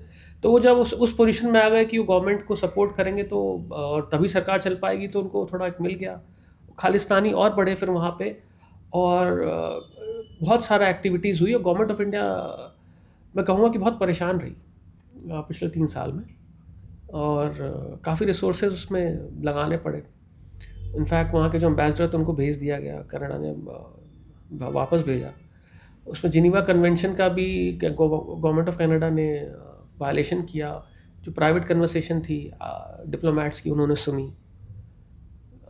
शेयर किया, उसको उन्होंने गलत तरीके से सुना। गवर्नमेंट ऑफ इंडिया के बीच में जो कन्वर्सेशन हो रहे थे वहाँ पे, हम डिप्लोमेट्स के बीच में, उसको कैनेडियन एजेंसीज ने सुना, विच इज़ ब्लेटेंटली रॉन्ग, नहीं होना चाहिए था। उसके बाद खैर जो बात बिगड़ी, बहुत बात बिगड़ी, सबने देखा है बात बिगड़ी। अब जो गवर्नमेंट आई है, things are started becoming normal. उसका मेन रीज़न वही है, ट्रेड। इसलिए मैंने स्टार्टिंग में ये कहा था कि अब आपको हर चीज़ को बहुत नैरो तरीके से देखने में दिक्कत होगी। आपको देखना है कि गवर्नमेंट ऑफ इंडिया को या आप दिल्ली को आप परेशान करेंगे तो आप मिलिट्रीली परेशान करेंगे तो आपको ट्रेड भी इम्पैक्ट करेगा। तो कनाडा को जब रिलेशन ख़राब हुए इंडिया के कनाडा के बीच में, तो उनका ट्रेड में बहुत बड़ा इम्पैक्ट हो गया। तो इसलिए जो नई अब गवर्नमेंट आई है, ट्रूडो तो हट गए, हार गए, तो उसने उस पर काम करना स्टार्ट किया। अब खालिस्तानी जो इम्पैक्ट है वहाँ पे बहुत कंट्रोल हुआ है, उस पर ट्रेड बढ़ रहा है अपना, और मैसेज दे दिया कैनेडियन गवर्नमेंट ने कि ये सब नहीं होगा वहाँ पे। खालिस्तान समर्थक संगठन जो कनाडा और अन्य पश्चिमी देशों में हैं, क्या आईएसआई उन्हें आज भी सपोर्ट कर रही है? दूसरा, क्या वैचारिक तौर पर कुछ संगठन जो हैं, जो भारत में हैं, वो भी उनको सपोर्ट करते हैं? आईएसआई का एक अलग डेस्क ही है, खालिस्तान डेस्क। रावलपिंडी में जीएचक्यू, जनरल हेडक्वार्टर जो आर्मी या पाकिस्तान मिलिट्री का जो ऑफिस है, जीएचक्यू जिसको बोलते हैं, वहाँ पे एक स्पेशलाइज्ड खालिस्तानी डेस्क ही है, जिसके जो मेजर लीड करते हैं उसको, और मेजर रैंक के ऑफिसर उसको चलाते हैं। उनका काम ही यही है कि इस पर फोकस करते रहना। उनको अलग से फंडिंग मिलती है, सब चीज़ करती है, वो तो चल ही रहा है उस पर। और आपको शायद मतलब ताजुब होगा जान के कि मेरे पास एक लिस्ट थी, अब कितनी ऑथेंटिक थी, गवर्नमेंट ऑफ इंडिया की किसी सोर्स नहीं बताई थी, कि एटलीस्ट 70 या 75 Pakistani military retired officers Canada में रहते हैं, रिटायर होके, और आलिशान घर वर है उनका वहाँ पे। उसको आप उस कंटेक्स्ट में देखिए कि आप वहाँ रावलपिंडी से तो चला ही रहे हैं खालिस्तान, एक अपना जो अपना नेटवर्क है। आपने यहाँ से वहाँ पर जाके सेटअप भी करवा दिया अपने लोग को, रिटायर्ड लोग। अब रिटायर आर्मी पर्सनल एक्टिव रहता है, वो रिटायर हो भी जाए ना, वो एक्टिव रहता है, तो वो कम्युनिटी में अपना वहाँ रखा है उसने, वहाँ पे संभाल रहा था सेटअप। तो ये सब चीज़ें बाहर आई थी G20 में, जब बाकी लोग भी आए थे, तब ये भी एक बहुत एक्सप्लिसिटली हमारे लोगों ने कहा था उनसे कि आप ये जो कर रहे हैं, आपको लगता है कि हमें नहीं पता है, ये सब पता है। उनको एविडेंस दिया गया था, इनफैक्ट US को भी एविडेंस दिया गया था।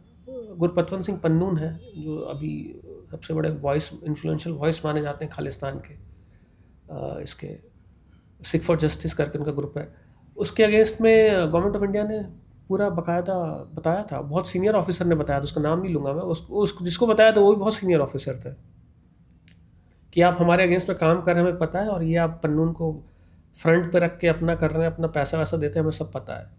डेमोग्राफिक चेंज पर जब बात करते हैं तो सीमावर्ती राज्यों में आबादी का संतुलन बिगड़ रहा है, तो क्या आपको ऐसा लगता है जो जर्नलिस्ट की इस तरह का चिकन नेक और इस तरह का मामला कभी कभी सामने आता है कि काट देंगे या मिला लेंगे या ग्रेटर बांग्लादेश बन जाएगा, इसमें क्या है? मतलब एज ए जर्नलिस्ट दिल्ली में आप रह के इंटेलिजेंस को कवर करते हैं या डिप्लोमेटिक चैनल्स को देखते हैं, तो देखिए, डेमोग्राफिक चेंज इज़ रियलिटी, इस पे कोई एग्जेजरेशन नहीं है, ये कोई जैसे लोग बोलते हैं संघी कंसेप्ट है, ऐसा नहीं है, ये रियलिटी में हो रहा है, हो चुका है काफ़ी जगह पे, स्पेशली इन वेस्ट बंगाल बहुत हो चुका है।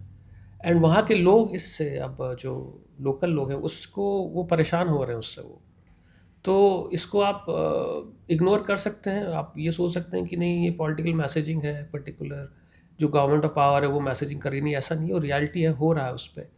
और जब इलीगल माइग्रेंट्स आएंगे, उनका कोई अस्तित्व नहीं है, उनका कोई सोसाइटी से, कोई कल्चर से कुछ जुड़ाव नहीं है, जो जहाँ आ रहे हो रहने, तो उनके लिए बहुत इजी है मैनिपुलेट होना, कि आपको हम सिटीजनशिप देते हैं, हम आपको घर देते हैं, हम आपको सब चीज़ देते हैं, आप हमारे लिए ये काम करिए, तो वो करते ही हैं। और ये सोशियोलॉजिकल कंसेप्ट है ये, कि आप अगर किसी को उठा के सपोर्ट कर देंगे जिसका उस ग्राउंड में कोई लेना देना, इसको कोई रूट नहीं है, तो वो आपके लिए ही काम करेगा, रादर देन जिस जगह के लिए काम किया उसकी भलाई के लिए। तो ये तो हो रहा है। अब पॉलिटिकल रीज़न ये है कि वेस्ट बंगाल में जो गवर्नमेंट है, उनका एक बहुत बड़ा बेस है जो वोटिंग का, वो मुस्लिम कम्युनिटी से है। मुस्लिम कम्युनिटी में जो हमारे ऑथेंटिक मुस्लिम है, एज इन जो बांग्लादेशी मुस्लिम, जो नॉन बांग्लादेशी मुस्लिम है, वो तो है ही, चलिए कोई उससे किसी को प्रॉब्लम होनी नहीं चाहिए, बट जो नॉन बांग्लादेशी मुस्लिम है वो भी उस क्राउड में घुस गए। तो अब क्या हो रहा है कि डिस्टिंग्विश करना कि ये माइग्रेंट हैं या बांग्लादेशी हैं या हमारे जेन्युइन हैं, बहुत डिफ़िकल्ट हो गया है। और वो जो आ रहा है आदमी, क्योंकि उस पर्टिकुलर पार्टी को उसको सपोर्ट करना, वो कर रहा है, तो डेमोक्रेटिक चेंज तो बहुत ज़्यादा हो गई है। मेरी परसों एक जर्नलिस्ट हैं, वो इंग्लिश न्यूज़पेपर में है, एंटी गवर्नमेंट है हमेशा से, वो घबरा रहे थे। ही वॉज सेइंग कि इस टाइम को बीजेपी को बांग्लादेश में, सॉरी वेस्ट बंगाल में आना चाहिए। मैंने पूछा क्यों यार, आप तो 15-20 साल से आप एंटी बीजेपी रहो। बोले यही रीज़न है मेरा, क्योंकि जब तक अपने पे नहीं आती ना, तब तक लोगों को लगता है कि नहीं ये सही नहीं है, ये ऐसा नहीं होता है। हो रहा है, उनको कलकत्ता में रहते हो देख रहे हैं, तो है डेमोग्राफिक चेंज तो बहुत बड़ा। अगर हम देखें कि ममता बनर्जी परेशान है और वो पहली बार इस तरह का हो रहा है भारत की राजनीति में कि किसी स्टेट की सीएम आके और मतलब चुनाव आयोग के खिलाफ इस तरह से बोल रही, तो ये भी हो सकता है कि उनको लग रहा हो कि हाथ से सत्ता फिसल रही है, या वो उनको शेल्टर देनी हो, क्योंकि बांग्लादेशियों का मुद्दा तो सब लोग जानते हैं कि आके बसे हुए उनके वोटर कार्ड और राशन कार्ड। बिल्कुल नहीं, तो ये तो देखिए, मैं उन पर पॉलिटिकल ये नहीं कहूँगा कि वो बांग्लादेशियों को सपोर्ट करने की नहीं कर रही, क्योंकि that should be determined by the court. But वो जो इशू वो मैसेजिंग दे रही हैं नीचे, मतलब अपने वोटर्स को, वो मैसेजिंग ऑब्वियसली पर्टिकुलर कम्युनिटी को है, पर्टिकुलर कम्युनिटी को है। और कम्युनिटी में, जैसे मैंने कहा, उस कम्युनिटी में बांग्लादेशी भी लोग हैं, तो आपको ठीक है, आप मैसेजिंग दीजिए, आप मुस्लिम कम्युनिटी को मैसेजिंग दीजिए कि हम आपके साथ खड़े हैं। जबकि SIR जो प्रोसेस हुआ है पूरा, बिहार में देख लीजिए, एक बहुत बड़ा नैरेटिव बना कि उसमें जो एक पर्टिकुलर कम्युनिटी है, मुस्लिम कम्युनिटी के वोट छीन लिए जाएंगे, जबकि ऐसा नहीं हुआ अल्टीमेटली। आप रिकॉर्ड निकलवा के देख लीजिए, उसमें बहुत सारे मीडिया वाले दोस्त गए मेरे, उनका फोकस था कि हम यही ढूंढ के लाएंगे। गए, उन्होंने बहुत मेहनत की, बट वो नहीं मिला उनको, क्योंकि हुआ ही नहीं था। मुसलमानों ने वोट डाला जाके, same is happening with West Bengal. अच्छा, ऐसा अगर देखें अगर, तो क्या बांग्लादेशी बंगाली मुसलमान जो बंगाल के नेटिव हैं और बांग्लादेशी मुसलमान, इस तरह क्या भारत की पॉलिटिकल पार्टी कुछ मूर्खता करती है क्या कि वो सेंटिमेंट्स आपस में लोग का टच करे दोनों लोगों का? क्योंकि अगर अगर आप बिहार की ही बात करें तो जरूरी थोड़ी है कि जो नालंदा में कोई मुस्लिम फैमिली है वो बांग्लादेशी मुस्लिम फैमिली को अपने घर में शेल्टर दे या उनको स्पेस प्रोवाइड करे। तो ऐसा तो कोई कंपल्सन है नहीं बिल्कुल कि रिलीजन के आधार पे ही शेल्टर दे। बिल्कुल। तो पॉलिटिकल पार्टी भी कहीं ना कहीं वोट बैंक की राजनीति करती हैं, इम्पीचमेंट की राजनीति करती है, उसमें कुछ ना कुछ गलतियां तो हो रही होंगी।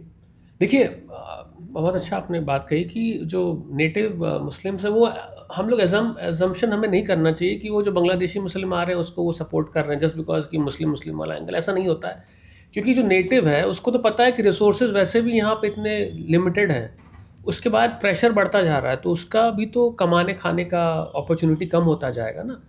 तो ये गवर्नमेंट ऑफ ये जो पॉलिटिकल पार्टीज़ हैं अक्रॉस दिया है, चाहे बीजेपी हो, कांग्रेस हो, टीएमसी हो, एसपी हो, बीएसपी हो, सबको समझना पड़ेगा कि आप अपने पॉलिटिकल फ़ायदे के लिए आप किस लेवल तक जा सकते हैं।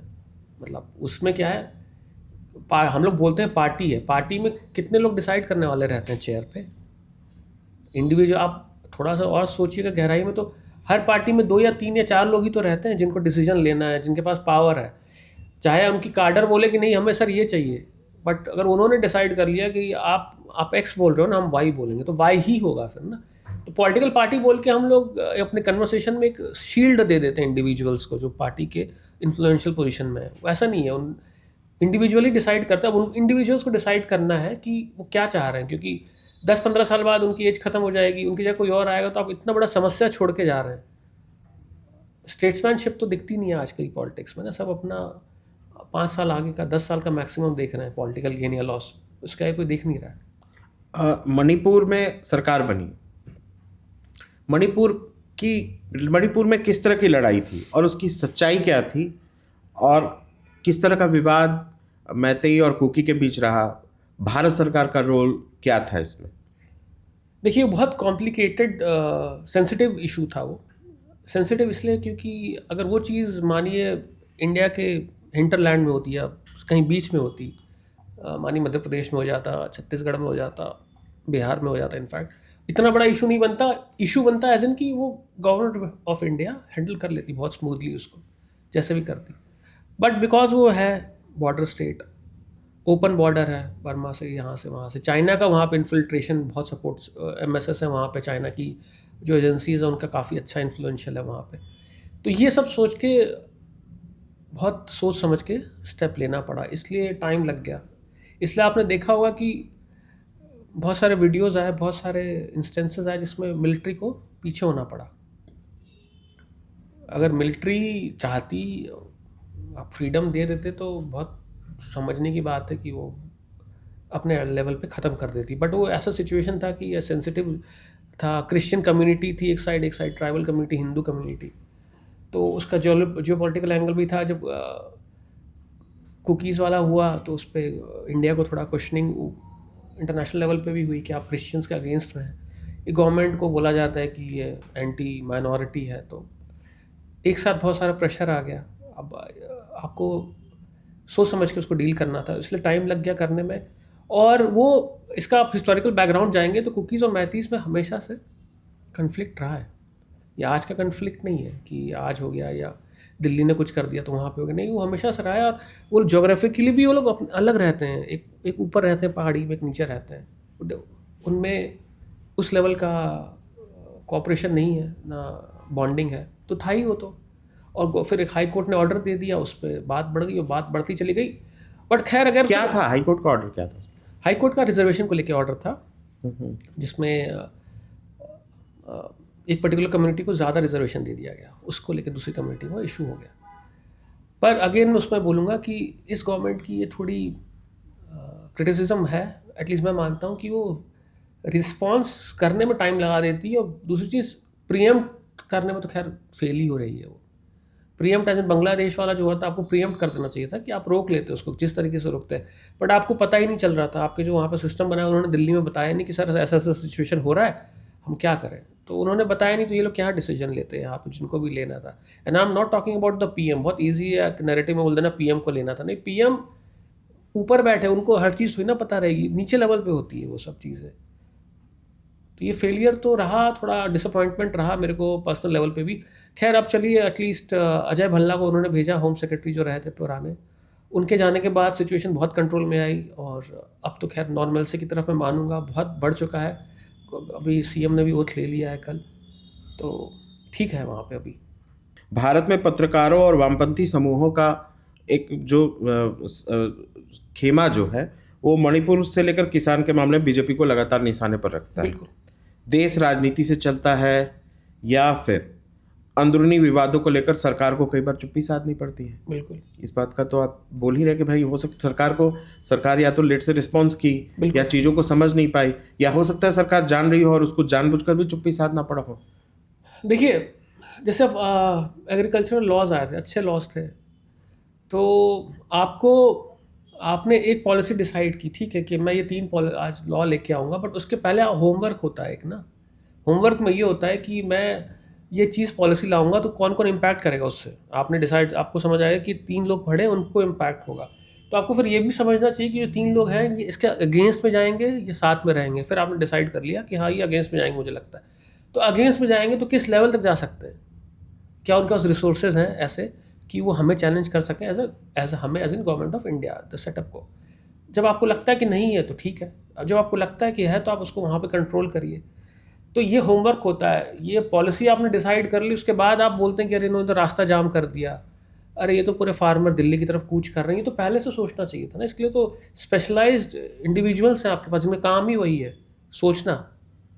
यूएन एज एन एजेंसी इसलिए बहुत लेवल पे सक्सेसफुल रही है कि वो डिसीजन लेने से पहले उनका 6 महीने का वो होता है पूरा डेलिब्रेशन, कि हम लोग ये डिसाइड कर रहे हैं, पॉलिसी ला रहे हैं, इसका क्या क्या इम्पैक्ट होगा। मान के चलो आज हमने पॉलिसी ला ली है, तो अब 6 महीने बाद इसका क्या क्या इम्पैक्ट होगा, उसके लिए ऑफिसर्स को लगाया जाता है। कि आप ये मत सोचिए कि पॉलिसी आने वाली है, आप सोचिए पॉलिसी आ गई, अब आप हमें बताइए कि कहाँ कहाँ से क्या क्या होगा रिस्पॉन्स रिएक्शन, तब तो आप समझेंगे ना। वो हो नहीं रहा हमारे यहाँ।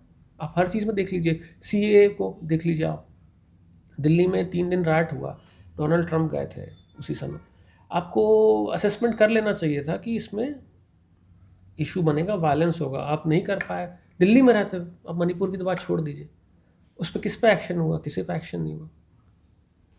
अभी मुंबई में, दिल्ली में जो हम लोग को 10,000 किलो नाइट्रेट मिला और लाल किला के बाहर बम फटा, किस पे एक्शन हुआ, किसी पे एक्शन नहीं हुआ। फेलियर तो था ही, वो इंटेलिजेंस फेलियर था। इंटेलिजेंस का काम ही क्या है, यही तो काम है ना।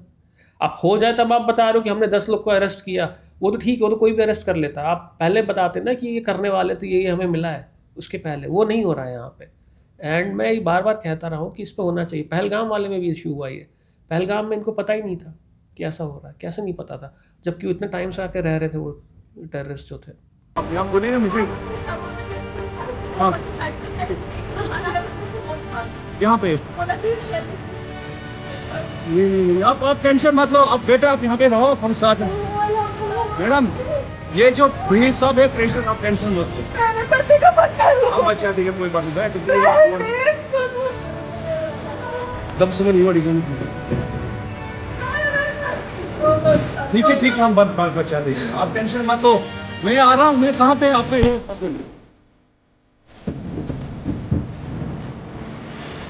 क्या हुआ, इसको क्या हुआ? Okay, don't worry, don't worry. You okay? You need a water, sir? Huh? Okay, mostly you get a water, drop of water. Take a drop of water, sir, please.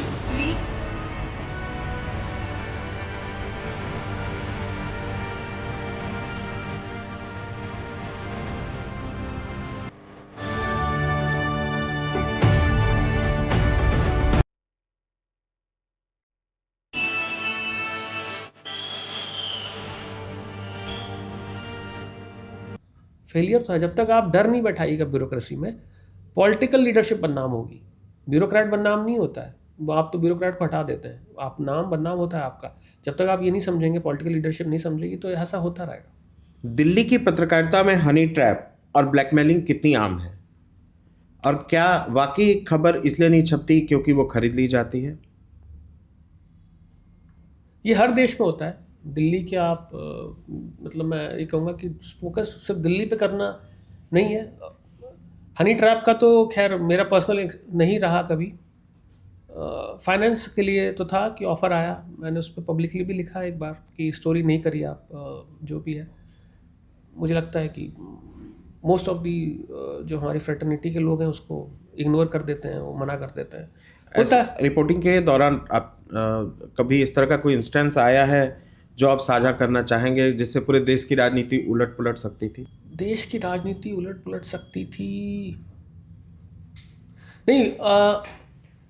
अच्छा हाँ, चलिए ठीक है। मतलब अब ये तो बहुत बड़ी बात होगी कहना कि देश की राजनीति उलट पुलट सकती थी कि नहीं थी। वो तो खैर होती तो बोलते हैं हम लोग, पर जब रशिया यूक्रेन का वॉर स्टार्ट हुआ था उसके कुछ टाइम बाद इंडिया पे बहुत प्रेशर था कि आप हमारा यूक्रेन पे साइड लीजिए, जो वेस्टर्न पावर्स का था उसमें।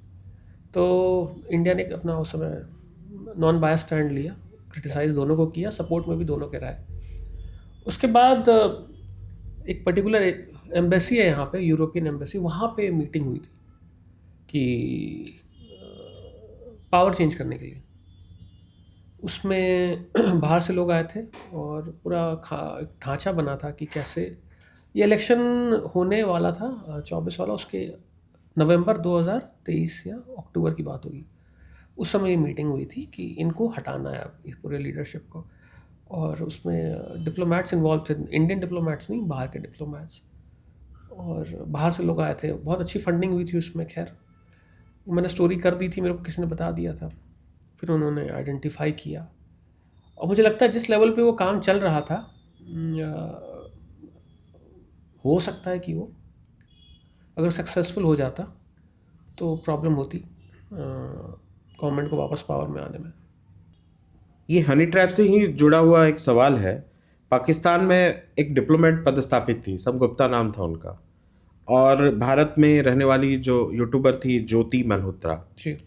तो इसको हम लोग समझना चाहेंगे कैसे ये लोग इन्फ्लुएंस में आते हैं, क्या ट्रिक्स होती है सिक्योरिटी एजेंसीज की हनी ट्रैप का, जो महिलाओं को खास करके जो इन्फ्लुएंस में ले लिया जाता है।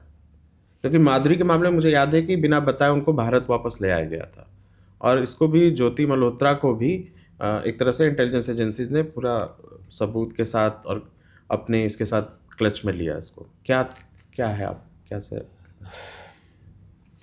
देखिए, मैं आपको अपना कुछ 2 पर्सनल इंसिडेंट्स बताता हूँ कि एक थे तालिबान के सीनियर कमांडर, वो मेरे अच्छा उनसे रिलेशन था, अभी भी है। वो मेरे को इन्फॉर्मेशन दिया करते थे, फिर अचानक से वो गायब हो गए। मेरे को बाकी उनके साथियों ने बताया कि इन्होंने आईएसआई के सामने सरेंडर कर दिया है, और मैंने कहा ठीक है। और खैर इंटेलिजेंस लेवल पे इंडिया में भी और बाहर भी लोगों को पता था कि मेरा उनसे अच्छा रिलेशन है। फिर उनका वैसा ही हुआ, वो कुछ टाइम बाद पाकिस्तान के चैनल में आए। उन्होंने कहा, आईएसआई ने उस पर प्रेस कॉन्फ्रेंस की कि हमने इस आदमी को पकड़ा है, जबकि उन्होंने सरेंडर किया था। फिर उन्होंने स्टेटमेंट दिया अपना बढ़िया सा कि मैं इन इंडियन एजेंसीज के लिए काम करता हूँ। उस पर उन्होंने मेरा नाम भी लिया कि मैं हैंडल करता हूँ उनको, ऐसा वैसा करके। खैर मैंने उसको स्टोरी पहले ही कर दी थी, क्योंकि मुझे पता था कि वो जब बाहर उसको निकालेगी टीवी पे आईएसआई तो यही सब बुलवाएगी, इम्पैक्ट नहीं हो सकता कुछ। फिर ये 20 जनवरी की बात है, मेरे को ईयर याद नहीं आ रहा एग्जैक्ट, इसलिए मैं झूठ मतलब गलत नहीं कहना चाह रहा हूँ। मेरे को फ़ोन आया 5:30 बजे के आसपास, इंटरनेशनल कॉल था व्हाट्सएप पे, कि उस आदमी का नाम लिया उन्होंने उर्दू में कि जैसे आप गोविंदा जी जेल से फ़रार हो चुके हैं, ऐसा करके उसने फिर फ़ोन काट दिया। तो बाद में फिर मैंने इधर उधर से पता किया तो पता चला कि जो मेरे साथी क्या जो मेरे पहचान वाले थे वो जेल से भाग गए थे। ठीक है, उसके कुछ टाइम बाद 3 महीने बाद, अच्छा मेरी उनसे बात नहीं हुई, फिर उन्होंने मेरे को टच नहीं किया, मेरे पास भी जो उनका नंबर था सब बंद था। फिर एक नंबर से मेरे पास कॉल आया, पाकिस्तान का नंबर था। उन्होंने बोला उस मैसेज में कि मैं ये बोल रहा हूँ आपका साथी। ठीक है, तो मैंने थोड़ा सा इंटरेक्शन किया तो मेरे को डाउट लगा कि ये जिस तरीके से बातचीत कर रहे हैं तो ऐसा नहीं है ये। मैंने कहा कि इग्नोर कर दिया, मैंने ब्लॉक कर दिया। फिर उसके बाद कुछ महीने बाद जो ओरिजिनल थे उनका फ़ोन आया मेरे पास कि मैं यहाँ आ गया हूँ, एक पर्टिकुलर कंट्री का नाम बताया, ऐसा ऐसा। मैंने कहा कि इस नंबर से मेरे आपका फ़ोन आया था आपको क्लेम करते हुए, मैं समझ गया था आप नहीं, बोले नहीं नहीं। फिर उन्होंने चेक किया, बोला ना कि इन्होंने बोला कि ISI के नंबर है, ये ISI के एजेंट का नंबर है। ये हो गया, चलिए बैकग्राउंड ख़त्म हो गया, सब चीज़ हो गया। उसके बाद पिछले साल उसको मैंने फेक उस आदमी के नाम से सेव कर लिया, जैसे फेक गोविंदा के नाम से सेव कर लिया। मेरे पास वीडियो कॉल आया 3 साल बाद, उस नंबर के बाद पहली बार जब फ़ोन आया था उसके 3 साल बाद आया। और वीडियो कॉल उठा लिया मैंने, मैं परिवार के साथ ही बैठा हुआ था। बहुत सुंदर सी लड़की बैठी हुई थी और मैं देखा, मैंने अपना कैमरा पे हाथ रख लिया था, मेरी वाइफ भी थी, दोस्त की परिवार थे वो भी थे। मैंने ऐसा करके देखा, बड़ी सुंदर सी लड़की उसने अपना ड्रेस खोलना स्टार्ट किया। मैंने डिस्कनेक्ट कर दिया। उसके बाद उसने खड़ाखट मेरे को वीडियो भेजा, वॉइसमेल भेजा, सब चीज़ कि मैंने आपका प्रोफाइल देखा है लिंक्डइन में, फेसबुक पे, और मुझे आप बहुत अच्छे लगे, ऐसा वैसा करके जो होता है तरीका, मुझे बात करनी है आपसे प्लीज़, ये देखो वो देखो जो भी। फिर उसने मेरे को लिंक दिया कि मेरे यहाँ पे और भी वीडियोस फोटोज़ ऐसा। चलिए, फिर उस लिंक पे बाद में मुझे पता चला, मैं तो खोला नहीं, कि उसमें ना IP ट्रेस हो जाता है। बहुत जेन्युइन सा फेसबुक का लिंक था वो, जैसे facebook.com/govinda.mishra वैसे ही नाम था उसको, उसमें एक पॉइंट डला हुआ था कुछ। फिर मैंने दिखाया किसी को एजेंसी, उन्होंने कहा कि इसको अच्छा आपने क्लिक नहीं किया, आपका IP ट्रेस हो जाता। फिर IP को वो लोग समझ जाते कि आप यहीं से ऑपरेट करते हैं, उससे सब सिस्टम को जुड़े हुए लोग को उसको वो ले लेते। और फिर अच्छा, वो नंबर मैंने सेव नहीं किया होता, फेक गोविंदा या जो भी नाम से समझ लीजिए, तो मेरे को तो लगता कि कोई सही में मेरे को बहुत चाहने वाली मेरे को मिल गई है, और बहुत सुंदर थी वो। मेरे पास उनका स्क्रीनशॉट रिकॉर्ड सब रखा हुआ है। तो हो सकता है कि मैं नहीं हुआ, चलिए फिसला, बहुत इजी था फिसलना, स्पेशली अगर आप नहीं रहे इन सब चीज़ों में बीच में, अचानक से आपका रैंडम कॉल आएगा और आपको, और बहुत ट्रेंड रहते हैं वो लोग। आप जिस तरीके से मैं समझा रहा हूँ तो बहुत मैं सिंपल तरीके से समझा रहा हूँ, बट वो जिस तरीके से बात करते हैं, जिस तरीके से वो एक्शन करते हैं, आपका बहुत मुश्किल होता है बचना उसमें, कि आप फंस जाइएगा और धीरे धीरे करके आपको वो, और सब ये बहुत बड़ा रैकेट हुआ था पिछले साल। 28 या 30 लोग फंसे थे इस पर। एक नेहा शर्मा करके प्रोफाइल है, उसमें मैंने स्टोरी की, आप देखिएगा कि इंडियन है वो, उसको उस समय तक लोकेट नहीं कर पाए थे, but she was the biggest, one of the biggest, वो honey trap for was working for ISI in India. Okay. हाँ, उसने इतने लोग को ट्रैप किया, रिकॉर्ड बनाया था उसके बाद हमारे लोग जाके उन्होंने मेरे को शेयर किया कि इसको आप ना पब्लिक डोमेन में डाल दो, because they were trying to trace her, वो मिल ही नहीं रही थी, इंडियन है, पता ही नहीं मिल रही। दूसरा फिर मेरे को, अच्छा आप बड़ा एक और इंटरेस्टिंग कहा, ISI में भी या किसी भी गवर्नमेंट एजेंसीज में ना अपने चलता रहता है 2 ऑफिसर के बीच में झगड़ा। जैसे आप, अगर हम लोग दोनों एजेंसी में, आप बहुत सक्सेसफुल हो गए तो मेरे को जलन होगी, तो उन्होंने, एक ऑफिसर ने, मान के चल रहा हूँ मैं, एक ऑफिसर ने कुछ डिटेल्स भेजे मुझे, उसमें उसने एक लड़की का पूरा प्रोफाइल, उसका पासपोर्ट, उसका ट्रैवलिंग हिस्ट्री, उसका ID कार्ड, वो प्रोफेसर थी कहीं पे, but she was a part of the ISI, उसका ID card, original ID card, उसने जो जो ऑपरेशन किए थे इंडिया में उसकी रिकॉर्डिंग सब उसने मेरे को भेज दिया। ठीक है, उसने ये नहीं बताया कि कौन था वो, बाद में बातचीत चलते चलते चलते मुझे समझ आया क्या कहानी थी। उसकी रिकॉर्डिंग में आप सोचिए, मैंने बहुत पब्लिक डोमेन में नहीं डाला क्योंकि प्रॉब्लम होती, दिख जाता कि कितना ईजी है। फ़ोन कर रही है वो, एक इंस्टेंस में बताता हूँ कि एक बॉर्डर स्टेट है, वो फ़ोन कर रही है महिला, प्रॉपर हिंदी में बात कर रही है, साहब कहाँ हैं?